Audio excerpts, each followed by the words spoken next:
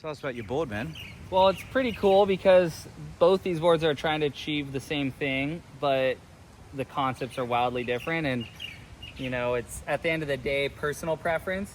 For me, always surfing a lot, doing a lot of other surf style sports. And I have a particular feeling I'm always searching after, which is basically just having a surfboard under my feet. I'm so used to that, that, you know, riding on traditional windsurf board has so many great feelings, but just trying to get all, you know, the surfing sports to be as close as possible.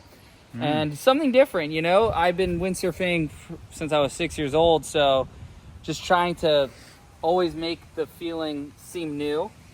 And this board right here is my first attempt at shaping a windsurf board, and then I showed it to Keith and he gave me some tips and we tuned it up a little bit more, but ended up having Quattro build it since they're my go-to guys.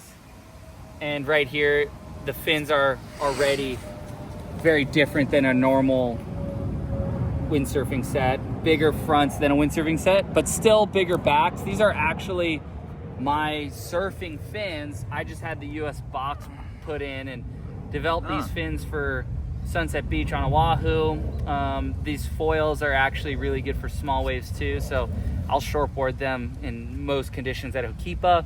When it gets really big for jaws, I have different profiles, and I worked with MFC to develop these over the last, well, it's been probably like 8 years, but last year we really dug into redoing the template, profile, and on. So it's basically all the ingredients are surfboard. And what you can see the difference between these two boards, ultra flat deck, because that's like a surfing sensation.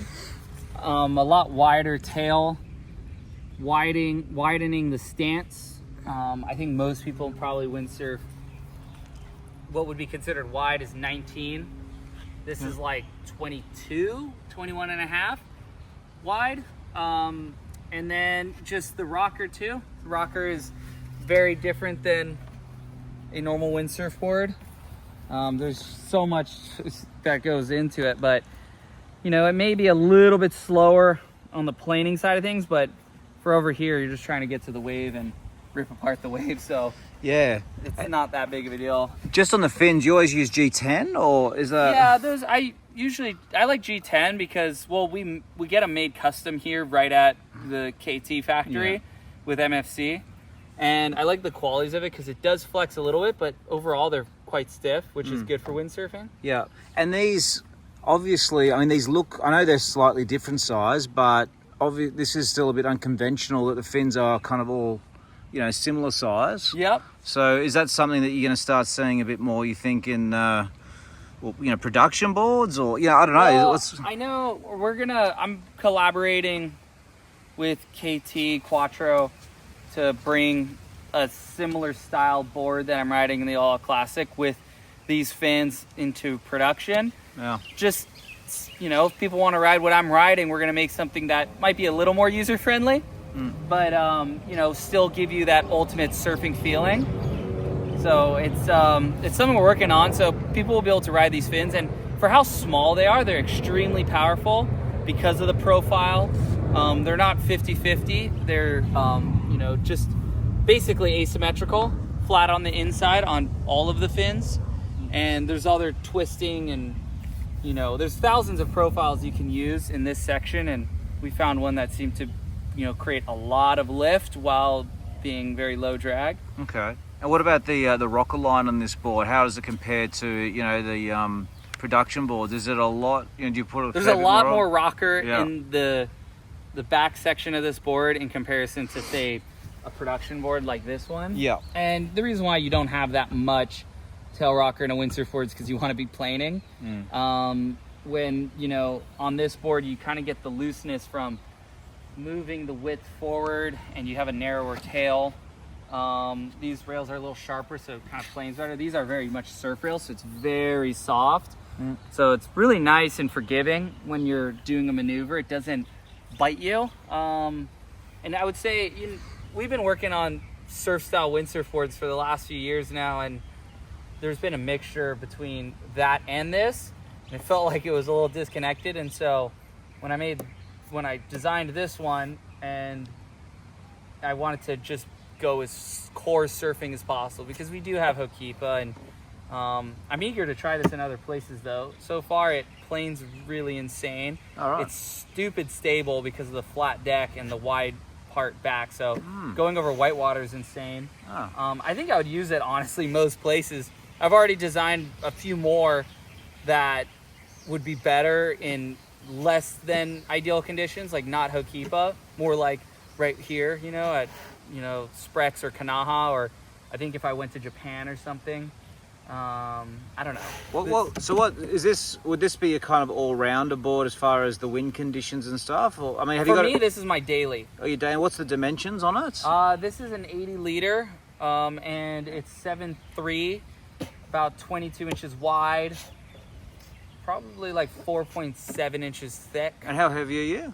I weigh 74 kilos. Oh, okay. So it's okay. So it's a bit more liters than your weight. Yeah, cool. I mean, I've always 80's been my go-to. Yeah. For light Hokipa, it used to be 88 liters, just Wow. because like you want to be able to get around. But because all my foam is under my feet, it's you don't need as many liters because it's all where your body weight is. Normally, a lot of the foam is kind of in the nose, and that helps you because you can stand farther forward. But here, you don't have to ever go in front of the mast track. Yeah. The coolest thing of this board is just the outline. Stand back. You know, the outline's just my shortboard that I've shaped, basically. This is just a shortboard that got blown up, and one that I really liked, and I was like, gosh, I want to stick a sail on it and go for it. Wow. So you can really. I'm just having a look from the bottom up because, I mean, the bottom is not radically different, but you obviously notice it hugely in the top there. Is it so much wider on the production board? Well, it's super funny because before the Aloha Classic, I went windsurfing, and Francisco Goya was down there, and I swapped boards with him because I'm like, oh, you have to try this thing, and he ended up just ripping on it. But I hopped on his, which is very similar to this production board right here, and I was baffled because it felt really similar to this board, but it was a very opposite approach. Like, we're trying to achieve the exact same thing on the waves, except we're going about it completely different. And that's what's pretty exciting about shaping, designing, and just windsurfing in general. Like, everyone sort of wants the same thing, but maybe the approach could be a little different. And that's when I was looking into making this board here. I just approached it without taking any notes from any other windsurf board, any board I even had. I completely just went into it blind because that's where magic sort of happens. I think when you try to take what already exists and copy it and change a little bit, it's not a sizable enough change. And I've dealt with that in the past where it just seems like it just doesn't work. You have to really, I think, borderline go from scratch and then build off of that. And that's what I'm doing now. I've already had a second board made, and it's just a subtle improvement for certain conditions. But I would say this board right here I really like I don't know, actually. I thought it was only going to be like, as a short board would go, you would use it in maybe max logo high waves, but right before the Aloha, it was like closing out mass and a half high Hokipa, and the board just kept feeling better and better. And then I use it at like, 2-foot Hokipa, and it rips too. So I'm like, the range on it's pretty massive. I don't think it would be good for Jaws, but I have a different design in mind for that one. Yeah, that's cool. And just for the fairness of comparison, this thruster is an 86 litre, so it is 6 litres more. Because when you have a domed deck, you can, like, this is the same straps that Brauzinho and Levi and everyone uses, and they're a little bit narrower. Yeah. And they're nice because you can just adjust from here. Yeah. But because there's a dome deck, you kind of get locked in really good. So you don't want too wide of a strap. But when you go flatter deck, I think I like having a little wider strap because you're a little more locked in. Because with a flat deck, you're not as locked in. Yeah. So, and I used to not like these for windsurfing. I've always liked these for Jaws, for towing boards, or for kiteboarding, but I never really liked them for windsurfing because they were too locked in. So if I use those straps on this board, I would feel like I'm like can't get out of it if I was doing a big air at Hokipa. Yeah. So it's funny how the foot straps sort of have to match the board a little bit. And these foot straps, MFC works obviously close with Goya and Quattro. And so everything's really like, these guys put a lot of effort into developing everything to be perfect. Yeah, sure. What about the like the nose being so narrow? Pros and cons, is So far, no cons. I mean, No? I thought maybe having a narrow nose would be a bummer in whitewater, or if it was really light and you were putting. But it turns out like having less nose up there, what happens is when you have a really wide nose, it's really good for tail slides because you'll go and do a turn and you'll see everyone do the same turn at Hokipa where they go up and right as they're going through the apex of the turn, the nose starts to catch and it releases the fins. So you see like Brazinho do these big wafting turns, Levi, everyone, right? The narrower nose allows you to get more around to the turn. Your radius can continue a lot further. So I think it really lets you hold the turn longer. And in surfing, that's kind of what I'm always working on, is to try to hold the radius of my turn until the very end, till the tail breaks out. I don't want the tail to get loose too early because you lose a lot of projection. So you lose speed into the next maneuver, which would be that bottom turn. And this narrow nose really helps you go very vertical on a wave because you can just keep leaning in your bottom turn and it never stalls. It just keeps cutting and cutting and cutting until you're completely upside down vert, and then you get all this projection straight back down. Okay. So the narrow nose, like, I really love it. I wouldn't go back. And you've got 5 fin boxes in it. Do you ever use it as a thruster or? Yeah. So I mean, these quad fins is something I really developed, and to be honest, like, quads are so fast, and through these designs, it almost feels like a thruster because of the asymmetrical profiles and the twists that we put in all the fins. But in small waves, I tend to run thrusters, and not just like a tri fin like this, but my actual shortboard fin. Everything I use is the same fin I would use shortboarding, and it feels great. And and you put it all the way to the back, huh? I mean, that's just it's the same position a shortboard would be in. And I always like leaving a little bit of box. I mean, obviously I filled this middle in when I'm not using that, and I'm constantly testing, so I'm constantly messing around with the box. But the fin spread is wider than a normal windsurf fin, but it's also because the fins are tiny. Typically a small wave shortboard or just your standard shortboard surfing, single concaves tend to be the best overall. I think as you get into bigger waves, you'd maybe go single to double. Really, some in windsurfing, a lot of people like V bottoms, and I've been experimenting with some stuff like that. A lot of it's just personal preference. The nice thing about the single all the way through is it gives you a lot of pop. So when you hit the lip, you just it just boosts you off the lip, and you don't necessarily have to hit the biggest lip. You can hit a smaller lip and it'll just shoot you vertically versus just out to the flats or across, because there's just so much lift from single concave board. Sick. It's great working with Quattro and those guys because they're super open-minded to letting me ride whatever I want. And I think what Brazinho has developed with these boards and Francisco Goya, they're insane, and this is just a different feeling. This is my feeling. This is my approach. Yeah. And so the great thing is you look at the range and can kind of decide who you align with style-wise and how you want to approach your sailing. Yeah, all the best. Tomorrow's the finals. The level is just crazy high, and I just have to go out there and pick the right waves and just sail my own heat, and whatever the judge is giving me, that's what I'm going to get. So, I have a comfort level at Hokipa because I do everything there every day, and so I know that wave backwards, and hopefully everything just goes my way. There's a lot of world titles online, so I know guys are not going to be holding back. So it should be the sickest show ever. It's going to be really fun to compete and then also just watch the best do their thing.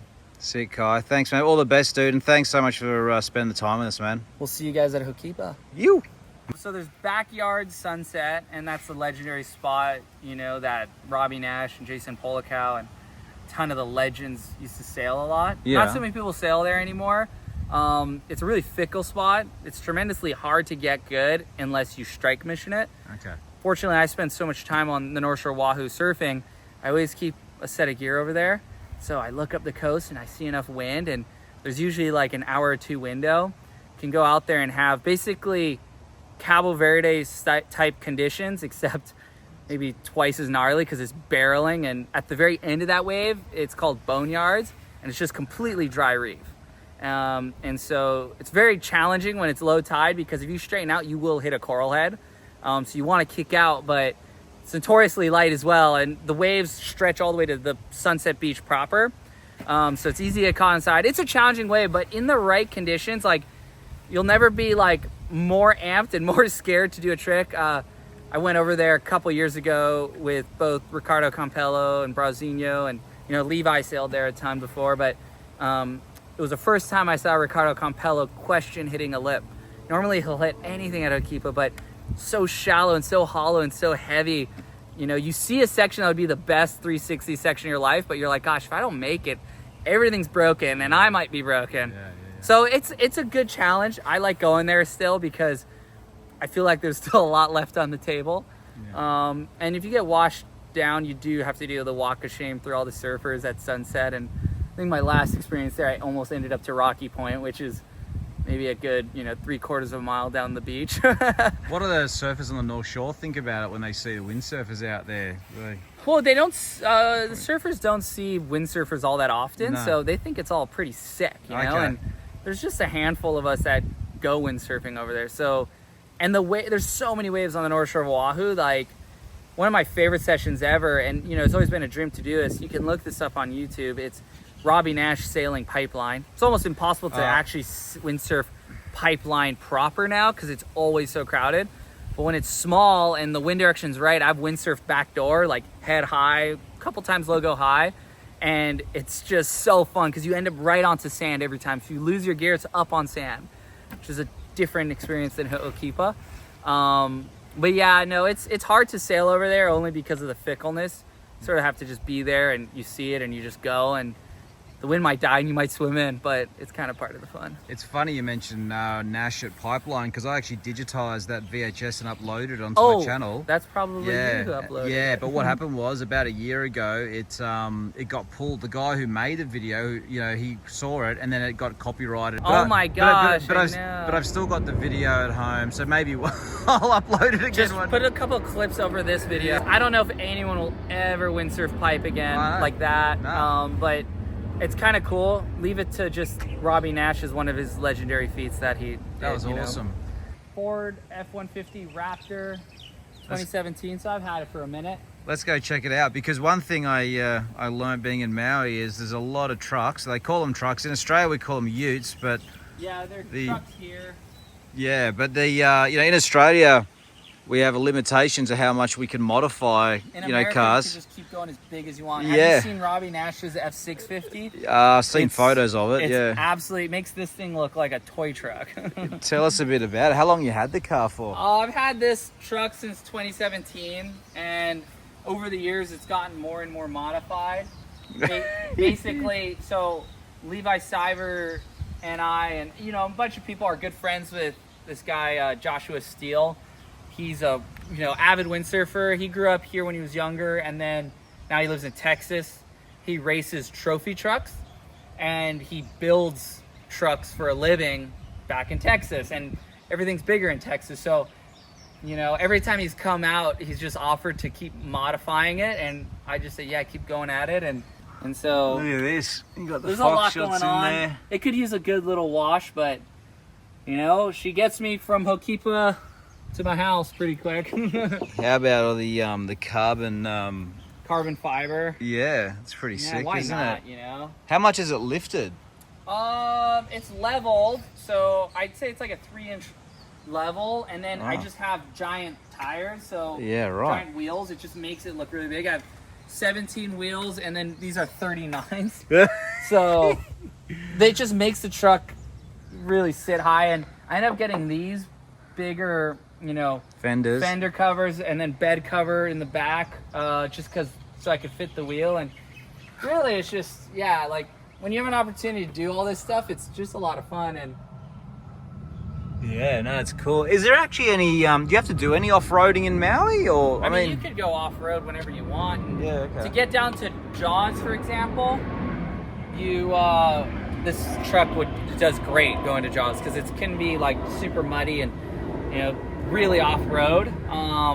I rarely go to the cliff though because I'm always just going by sea, going true, jet skis or boats. Yeah. And I usually can just look out here and see the outer reef and know if Jaws is breaking or not. Yeah. But yeah, no, this can get me pretty much anywhere. It's a big enough truck to, bring the kids with me, haul all my equipment. Well, it's definitely a thing here in Maui because Robbie Nash has always had like the coolest cars, the biggest trucks. Jason Polikow has the same truck I do. Yeah. It's sort of like, it's just, I don't know, something that you just do. It's fun. Maybe I would say it feels less important now than it used to. It seemed like everyone just had like the most modified trucks, but yeah, okay. I don't know. It's fun. Yeah, it's Americana as well. It's the culture in America, isn't it? Oh, the car cars, culture they in love America's just people are just all about it. it. Yeah. No. Look, I don't blame you. Yeah. I'd be happy with this truck, mate. It'd be cool. great over in West Oz. Oh, this would be, man. If you could have this in Australia, it'd be sick. I've seen the smaller versions, like the Ranger Raptors down there. Yeah. My mate's got one. Yeah, they're those just, things I don't know, they're just a different. They're a lot size. smaller. Yeah. This thing's way bigger. Yeah. This thing takes up the entire road. Yeah. No. What about parking it? Is it not too much of a drama? I mean, here it's never a problem. I mean, you just deal with it. We're basically, everything's built for American cars here. Yeah. Bigger parking spots, wider roads. Look at this. Actually, my mate Ross back in Australia used to work at Fox in the States. Classic. He did all the he developed a lot of these suspension systems. So sick. he'll be stoked to see all this. Thanks. No, cool. Thanks for that. Kai's actually started up a podcast with his brother. Right? Yeah.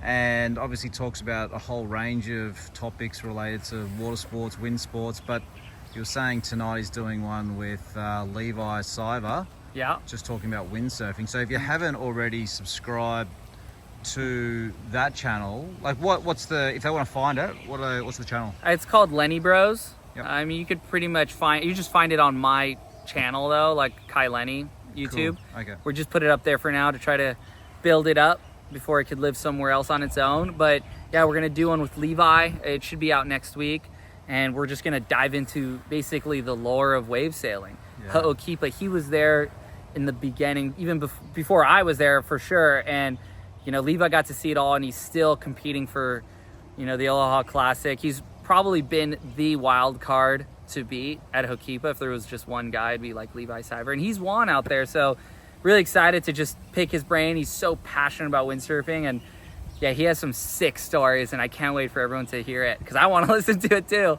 Sick, Kai. Thanks, man. All the best, dude. And thanks so much for spending the time with us, man. We'll see you guys at Ho'okipa. You.